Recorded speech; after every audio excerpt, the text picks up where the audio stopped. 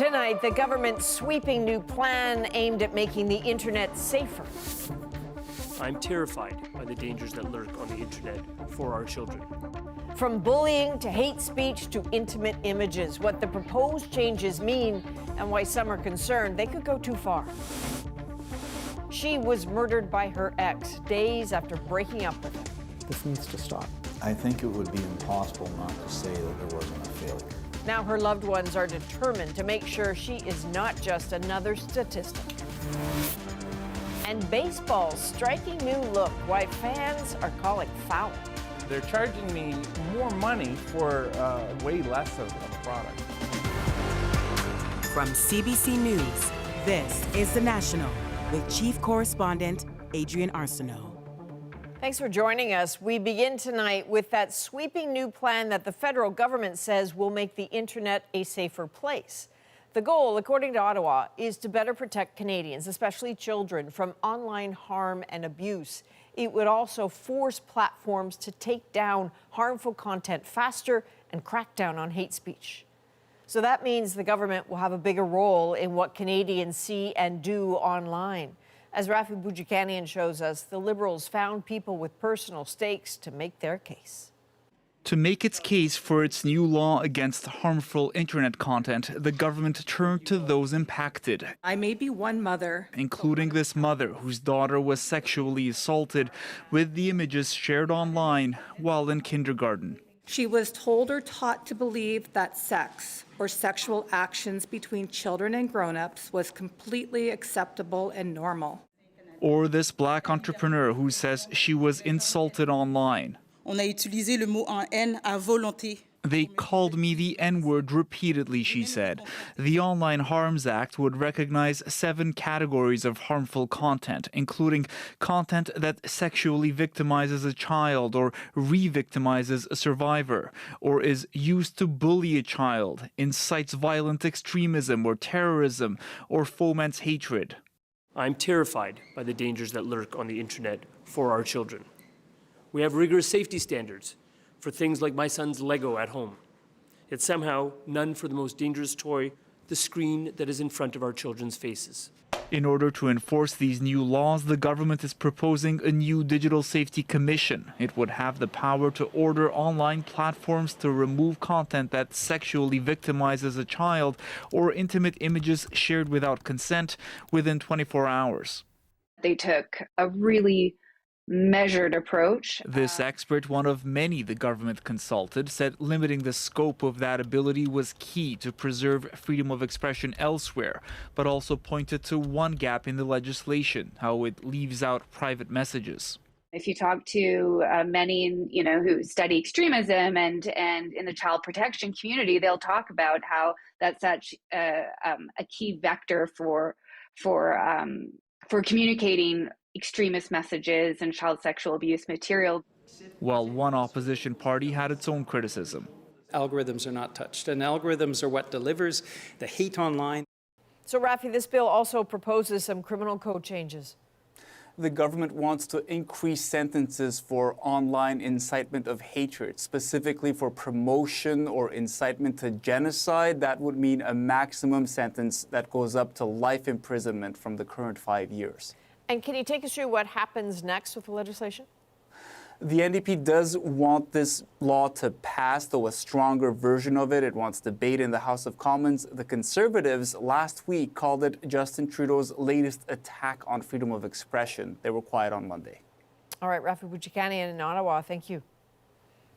So as you heard, a lot of the bill focused on children, protecting them from online bullying and exploitation.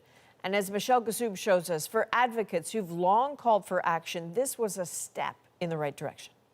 Carol Todd says Bill C-63 might have helped her daughter Amanda. The content used to bully a child, right? Content that induces a child to harm themselves. Those are all really important things. And that was all part of Amanda's life and her story. She died by suicide at 15 after intimate photos of her were shared online.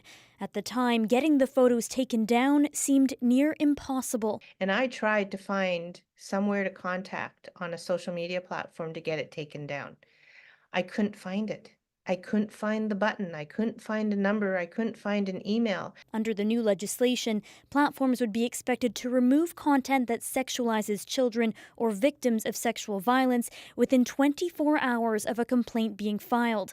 Failure to comply could result in a $10 million fine.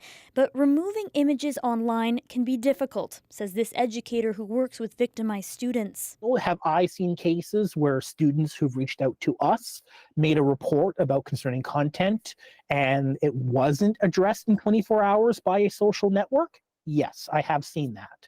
So will organizations be able to maintain that? Time will tell.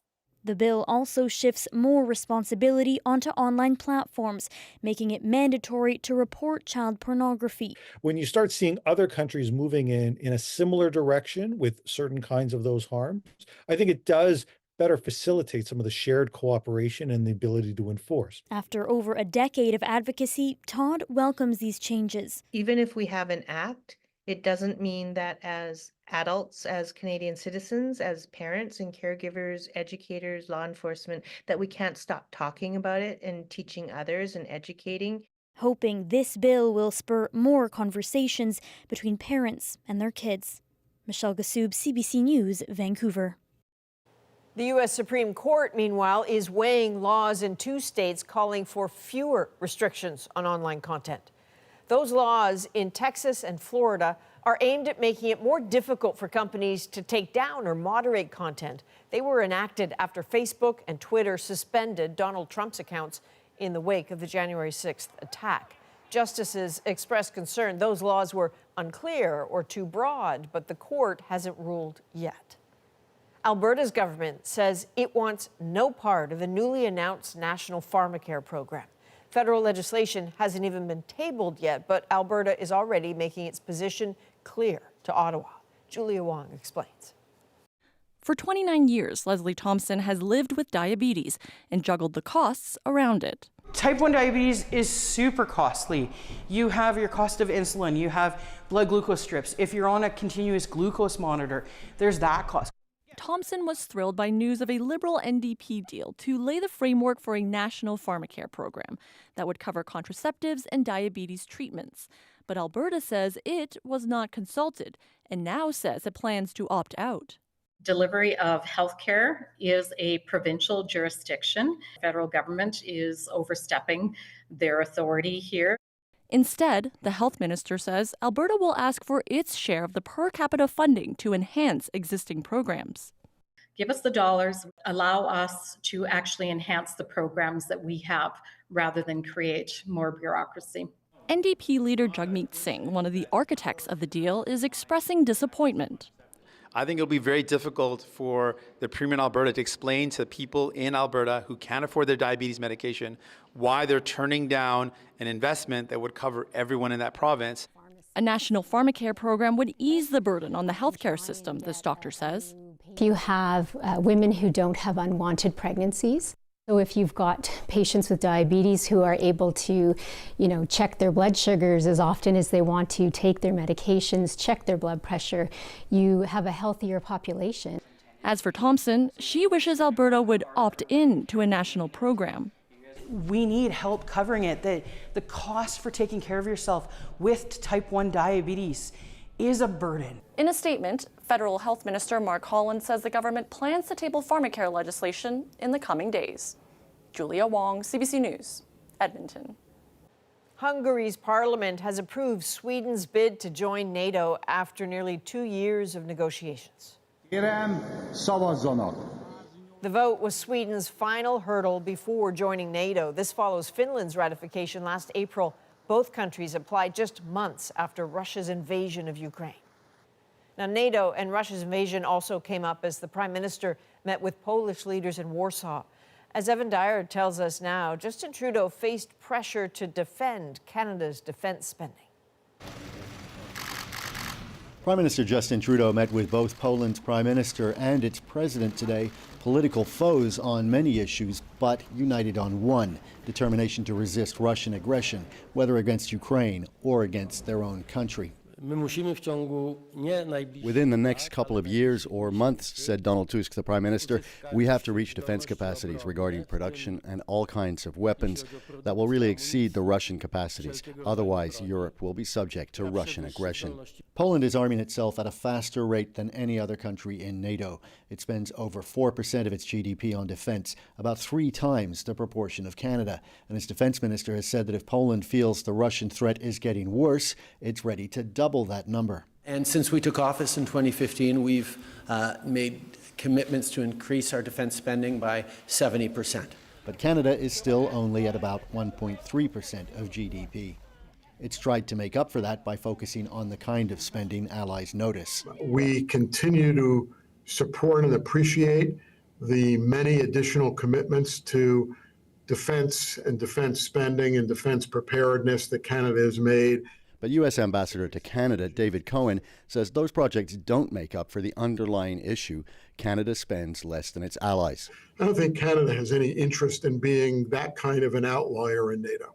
But the pressure on Trudeau is coming from allies, not from the opposition at home. The opposition leader's office says a future Poilievre government will work towards meeting Canada's NATO spending commitment of 2% of its GDP.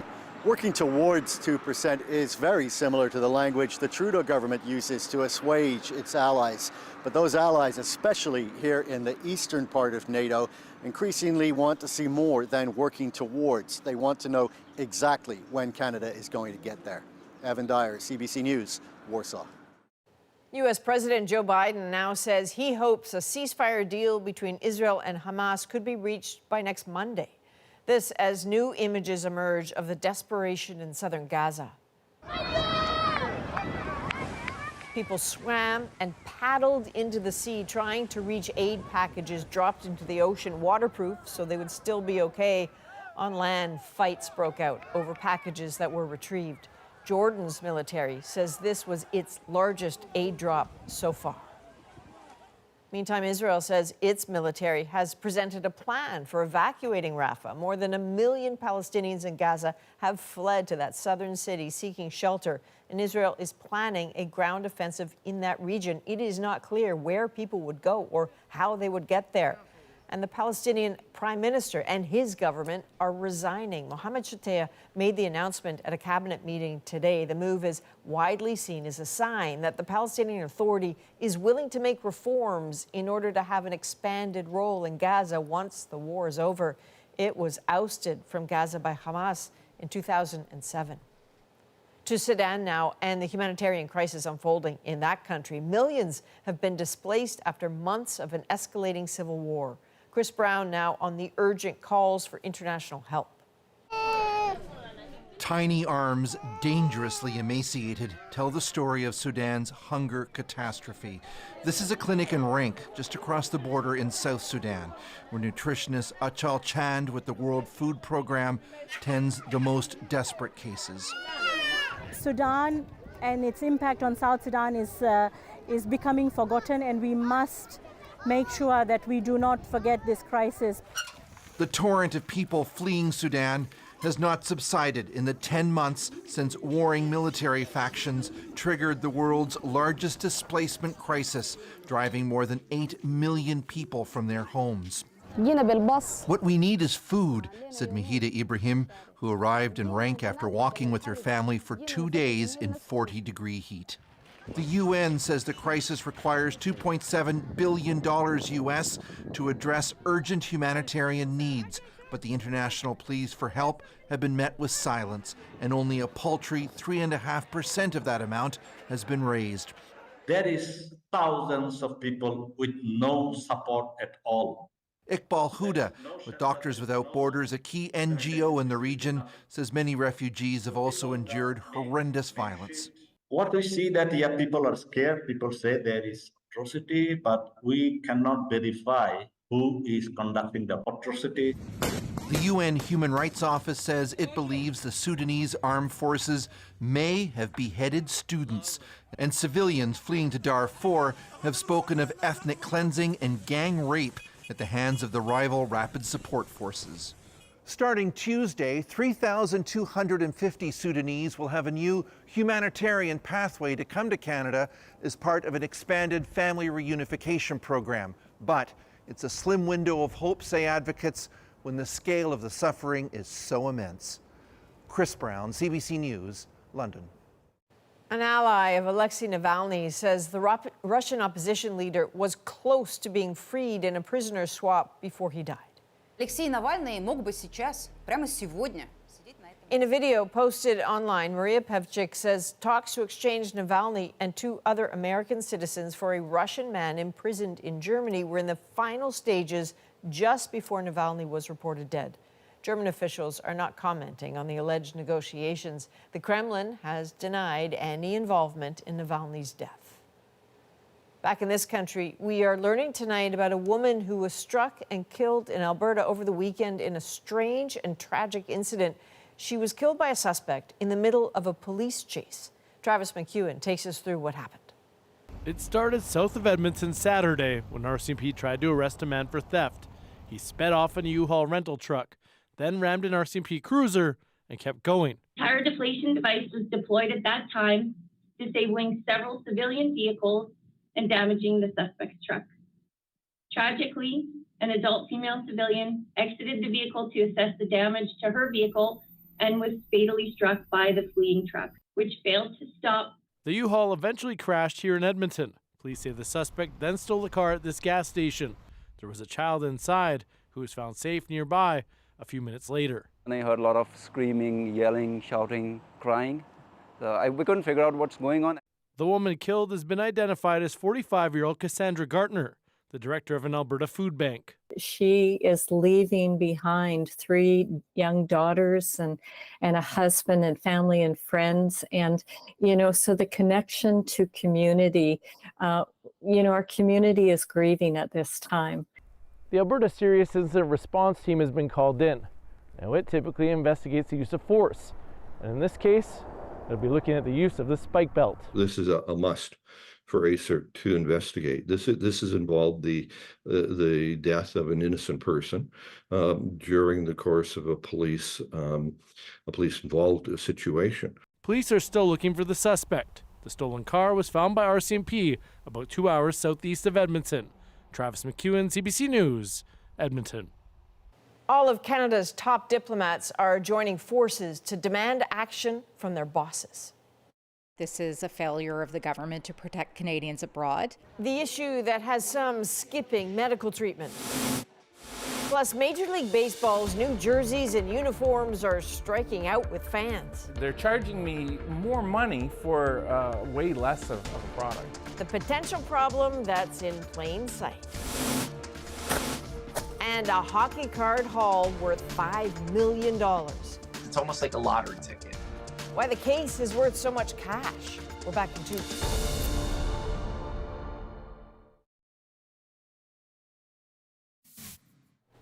Students at a New York medical school received some life-changing news today. They will no longer have to pay tuition thanks to a $1 billion donation. Starting in August this year, the Albert Einstein College of Medicine will be tuition-free. That's the woman behind the generous gift, Dr. Ruth Gottsman, a former professor at the Bronx Institution. This is believed to be the largest financial donation to any medical school in the United States. Canada's top diplomats are sounding the alarm, saying for months they and thousands of Canadians working for the government abroad have had major problems with their health insurance. Catherine Cullen now with the exclusive details. Former Ambassador Dennis Horak spent a lot of time on his phone trying to contact his insurance provider when his wife fell ill on a trip to the United States. Particularly at the emergency room and in the ICU, that you don't want to spend your time hours and hours on the phone when you're in that sort of a very stressful, difficult situation. Now, in a letter obtained by CBC News, all of Canada's ambassadors and heads of mission have written to their bosses at Global Affairs to call out the problem. What was already a challenging situation has become further untenable, they wrote last week, after a cyber attack on their insurance company shut down claims processing. It's not just diplomats affected, but most Canadian staff working or traveling abroad and retirees. The ambassadors warn some are postponing or even foregoing treatment, worried they may not be reimbursed. So much so, the government is offering loans to help cover the cost. The last number I heard was over $2.3 million held up in advances, covering for a private for-profit company that is not able to get its act together. I mean, I don't know about you, but that's not why I pay my taxes. This former diplomat turned Conservative MP is also calling out the government. I feel that this is a failure of the government to protect Canadians abroad. The minister who oversees government contracts is pushing back. That is not a contract that the federal government has entered into. Instead, when the government switched over to Canada Life for insurance this summer, Canada Life hired a subcontractor, MSH International, for overseas insurance. I implore Canada Life to ensure that its subcontractor fulfills their contractual obligations. In a statement, MSH says it has effectively helped people access medical services and that it's hiring more staff to speed up claims processing. The minister said today that the company is back to processing claims. That's, of course, the same day that news of all these problems broke. Catherine Cullen, CBC News, Ottawa. About 3,000 academic workers at Toronto's York University are on strike tonight. We've been offered today does not come close to matching what we've lost in inflation already. Along with higher wages, contract instructors and teaching assistants are seeking more job security. They teach more than half the courses at York. The union says many classes will have to be canceled. The university says students can check the status of their courses online. It also says it made a fare offer that went unanswered. Well, the loved ones of an Ontario woman killed by her ex are demanding meaningful change. It just goes to prove that anybody can end up in this situation. The work being done to save lives in the future. Coping with the hack at Canada's biggest public library. Normally, these shelves would be packed. Their long road to recovery and why paying up also comes with consequences. They're essentially financing 3 more victims. And the major leagues facing major pushback. Go back to using what wasn't broken. The National breaks down the story shaping our world. Next.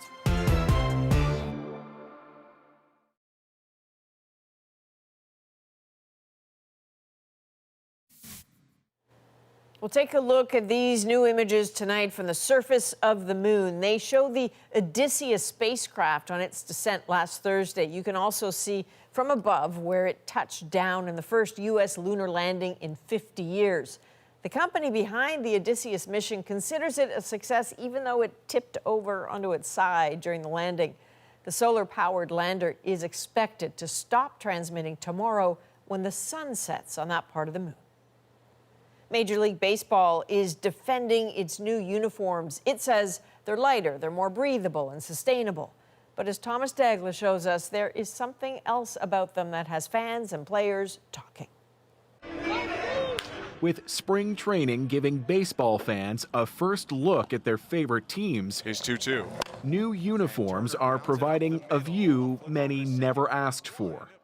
Posing for pictures, players' pants can now appear see-through. With a shirt tucked in, the look has been described as vaguely resembling a diaper.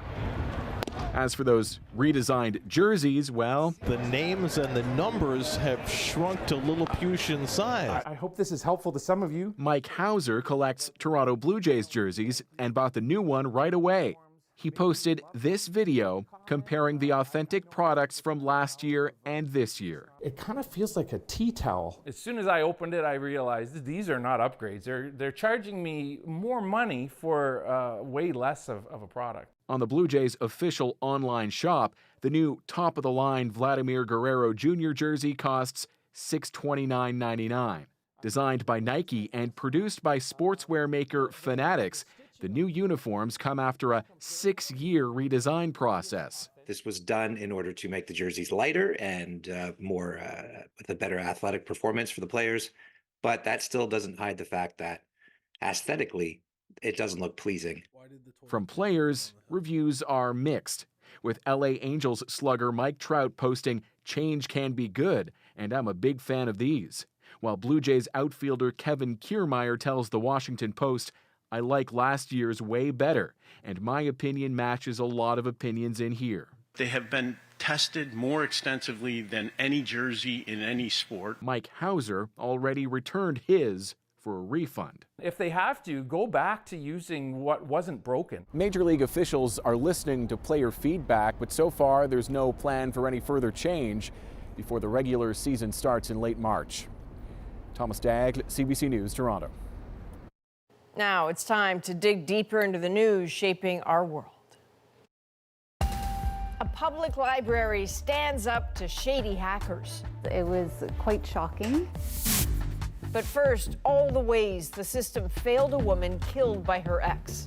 It would have been helpful if they would have took him and held him. You know, wasn't something the police could arrest on. So what needs to change? When someone says, okay, I'm ready, I need help, that's when they need help. Katie Nicholson breaks down the many lessons that went unheeded in this deadly case of intimate partner violence, and a warning, some details are disturbing. You win, my boy. 4 months after Angie Sweeney was murdered here, her father Brian and son Wyatt still visit. She was all about love and caring, and she did live life to the fullest, you know, for the short life she lived.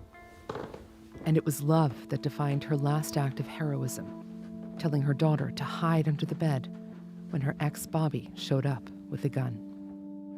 Well, she had heard him kick the door in, and she heard him coming up the stairs. She had closed this door, put her back up against it, and she stayed against the door, blocking the door from him trying to get in. And then he shot her through the door, right here. That's the reason why most of the flooring is lifted up from cleaning stuff. We start with disturbing news from Northern Ontario, where police in Sault Ste. Marie are investigating the death of 5 people. Angie Sweeney was the first of Bobby Hallert's victims that October night. Minutes after shooting her, he drove to another ex-partner's home, seriously injured her, then shot and killed his 3 children before turning the gun on himself. Police there are saying little about what happened, except that it was a case of intimate partner violence. I was totally blindsided to all of this. It just goes to prove that anybody can end up in this situation. And I just know it's just destroyed me and my life.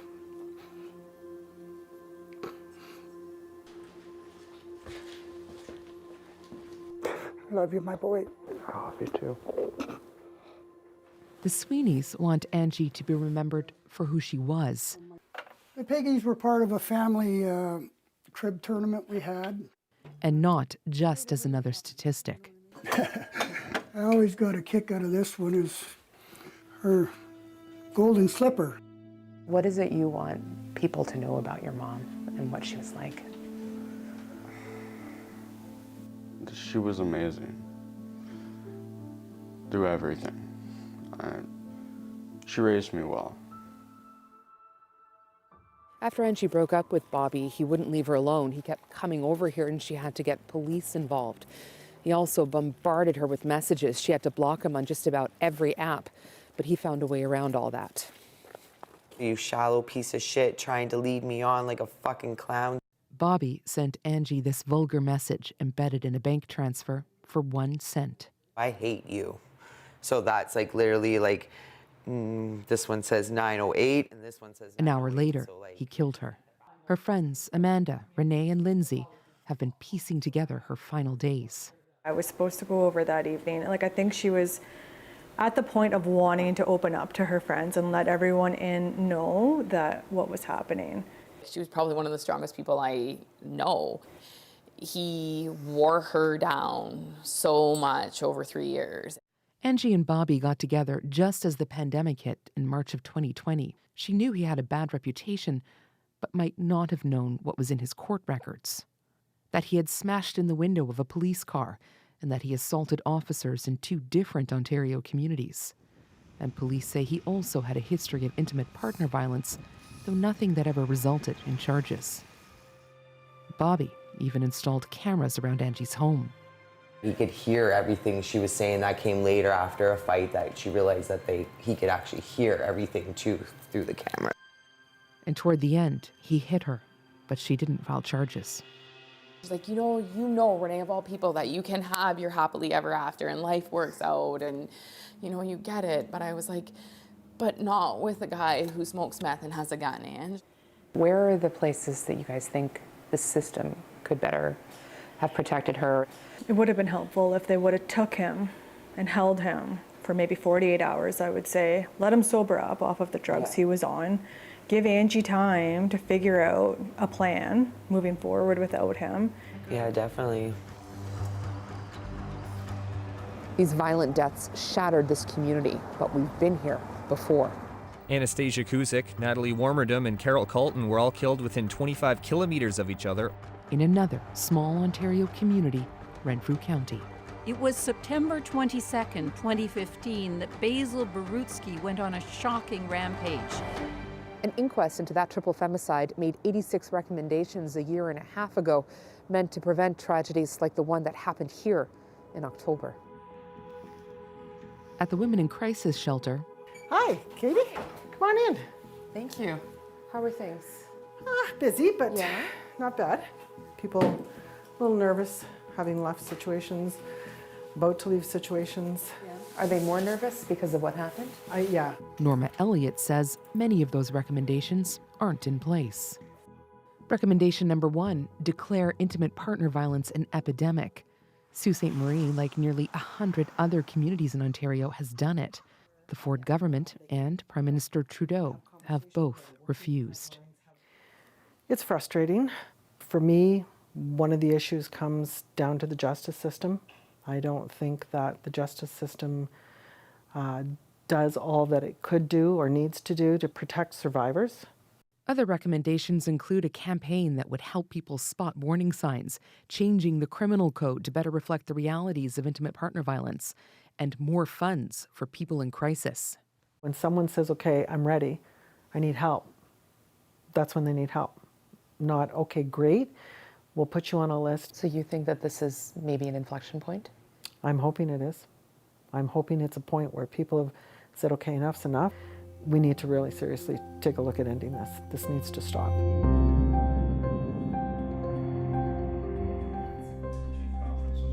I think it would be impossible not to say that there wasn't a failure. Why didn't we see this? Did we do everything we could to prevent something like this?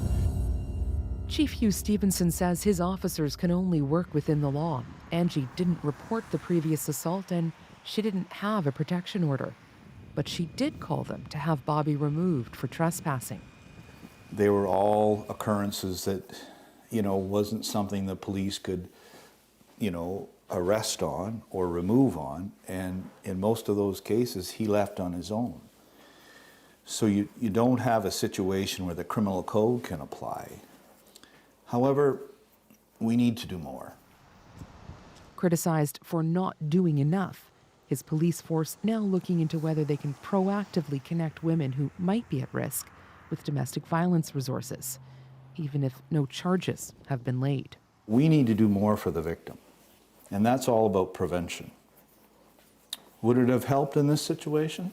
I don't know. My gut is it would.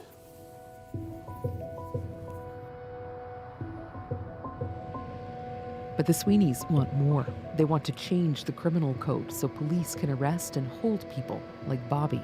I don't understand why change takes so long. Why does it take so long to pass a bill? It takes forever. Especially when it's in the safety and interest of the majority of the normal, everyday people. Angie's dad, Mom Sue, sister-in-law Sabrina, and big brother Brian Jr., now proud members of Angie's Angels. I remember her saying to me one time, she said to me, it doesn't matter to me what I have in life. What I care about is how people think about me when I'm gone. And that really stuck with me now because she's got a red carpet. This isn't the way I wanted her to have it, but she has it.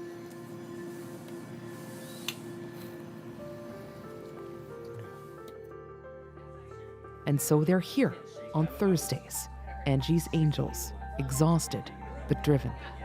We're just over 3 months since all of this happened, and I think some of us are still living in between grieving and trying to put our lives back together. First order of business, talking to a federal MP about getting behind Bill C-332, which would strengthen laws around controlling abusive behavior. If someone who's impacted by intrafraternal violence is leaving, that's the most dangerous sign for them. Honoring Angie, not so much with grief, but action to protect others. We just kind of want to make sure that there's actual change happening all the time, you know, and making sure that Angie's Angels is part of that. Angie's Angels! Katie, can you walk us through what's next for Angie's Angels? They have formally requested an inquest into Angie's death to get those answers, because if you don't have the answers as to what happened, how can you figure out how to prevent something like this from happening? And there are so many unanswered questions, like how did Bobby Hallert get the guns? Right. He hadn't had a firearms license since 2014. We know that in 2020, Sioux police removed two other firearms from a home he was in before he even started dating Angie. And an investigation by the chief firearms officer of Ontario was unable to figure out where he got the guns he used that night in October. So they're hoping some of these answers will move some of this agenda forward for them. Katie Nixon, thanks for staying on this. Coming up, an exclusive look behind the scenes as the Toronto Public Library recovers from a massive ransomware attack. They hack anything that they are able to get into. The potential motivation and the cost of choosing not to pay.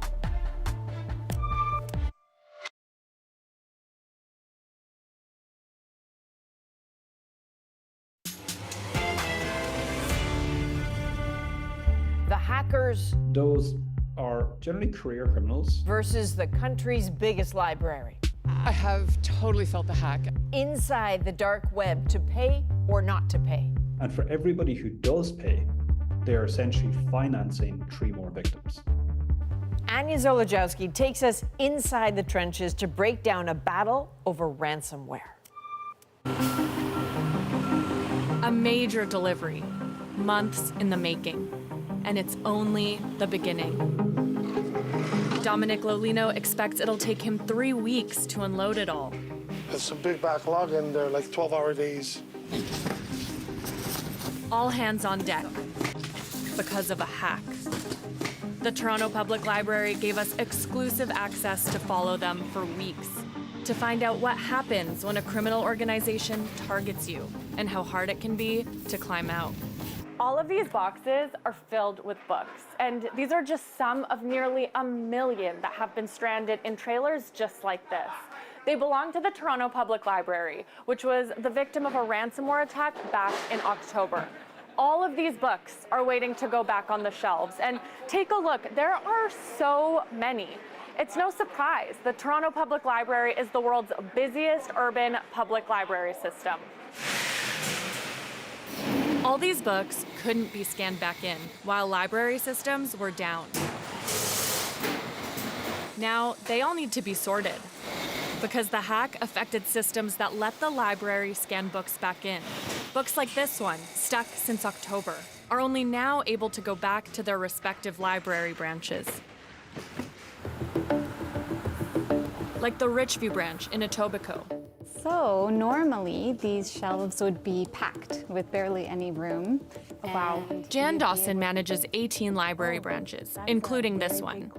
Can you tell me about what that was like when you first had to shut everything down? It was quite shocking. We had to think through really quickly how we were going to provide as many services as possible. And so that involved in the early days, pen and paper, writing down barcodes, and keeping that circulation going. Public computers and printers out of commission too, until recently. The same problems felt at branches across the city and by those who use them. I have totally felt the hack. It's actually been depressing. How do you use the library? I use it for everything. Safe haven, take out books, magazines. I think it's a great place to study. For many, it's the only place where they can access the internet. Some may go inside to escape the snow. So who would hack a library? Those are generally career criminals. These are people who have been doing this for a very long time. and they treat it like a professional job. It's a 9-to-5 job. You know, they make quite a lot of money as a result. That's Bob McArdle, a ransomware researcher based in Cork, Ireland. He works for Trend Micro, a cybersecurity software company. How these groups actually work is they hack anything that they are able to get into. And unfortunately, sometimes it's a library, sometimes it's a company with a lot of money. Ransomware attacks often work like this. First, hackers steal an organization's digital files and lock their victims out of their online systems. Then, they demand money from their victims, often huge amounts, to regain access. That leaves victims with a choice, to pay or not to pay. Do you think people should pay? Me personally, no, I don't. But the important thing to realize there is the criminal groups know not everybody is going to pay. In fact, they account for that in their business model. And for everybody who does pay, they're essentially financing 3 more victims. The library says it didn't pay, which is why it has taken months to rebuild its systems. Staff won't confirm who's behind the attack, and the library isn't the only victim of this kind of crime. We're seeing all sorts of industries, from like energy to finance. We look up some major hacker groups on the so-called dark web because we want to understand how they operate. Turns out they often list their victims, and we find Canadian organizations, private and nonprofit. We're not naming the ransomware groups because some experts say hackers want notoriety. The data that they have acquired, personal data, passport photos, IDs. It is freaky. Yeah. How much information and personal information there is just available with one click. The sites look Spartan, but one of them has a message for visitors. Think of our actions as an unscheduled, forced audit of your network for vulnerabilities. Keep in mind that there is a fair price to make it all go away. Hi there, we're journalists from Canada. We're reaching out to one group linked to a number of high-profile hacks. Like any business, there's a contact us link. Okay. Submit. Research shows that ransomware attacks can cause stress, burnout, and even PTSD symptoms. That's why McArdle says it's important not to shame victims. Somebody who doesn't do security every day of the week, who is coming up against somebody who is a trained hacker, who does this 40, 50 hours every week, that's a completely unfair comparison. Ultimately, the group we emailed didn't respond, so we can't ask them how they picked their targets. But hackers know how to trick people, and library staff know firsthand what it's like to go toe-to-toe with them. For all of us, knowing that our data is somewhere has been quite challenging and difficult. I think we're all still processing it. Now, finally, books, computers, printers, things many of us take for granted, are coming back online. I think libraries are an important pillar in the community. It's the last free space, pretty much, that's available for anyone. Now, Canada's communications security establishment confirmed to Anya and the producer Sarah that cyber attacks have been on the rise since 2020, but the true scale of the threat is really hard to nail down because most attacks go unreported.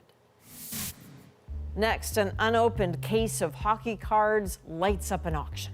We sold for $3.7 million US, around 5 million Canadian. Why they are so highly coveted in our moment.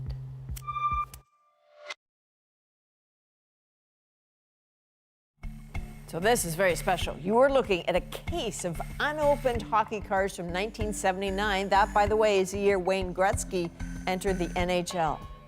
So that case is believed to be the only one of its kind. It was found in a dusty Saskatchewan attic, leading to a fiery auction. Tonight, that life-changing discovery is our moment. I don't think I've ever seen a display box this clean. This is hockey's holy grail. It's a case of 16 unopened boxes from 1979, which is Wayne Gretzky's rookie season. They were found in a house by a son who was cleaning out his dad's collection. Inside this case, there should be somewhere between 25 and 30 Wayne Gretzky cards. We sold one in 2022 for $3.75 million. That was in a mint condition. It's very possible that the person who buys this case, he might not pull a mint condition Gretzky. It was a fire drill to get this out of Canada and into our auction. We sold right around $5 million. They went to a Canadian collector, so they're heading home to Canada. It's hard to tell what someone will do with this case. It certainly has a lot more value as a sealed case. It's almost like a lottery ticket. Is it worth scratching off and trying to see if you hit that home run with a perfect Wayne Gretzky card? It's a real risk, and it's the $5 million question. Believe it or not, it's not the only thing that was in that attic. There are also cases and cases of baseball cards from the late 70s. The son says they belonged to his dad, who was a collector, who never got around to opening them, so we all know what to do. Check out the attics, the basements, the storage lockers, look under the couch if you want. Who knows what's under there? Thank you for being with us. You can watch anywhere, anytime on the free CBC News app and subscribe to the National's YouTube channel. I'm Adrienne Arsenault. Take care.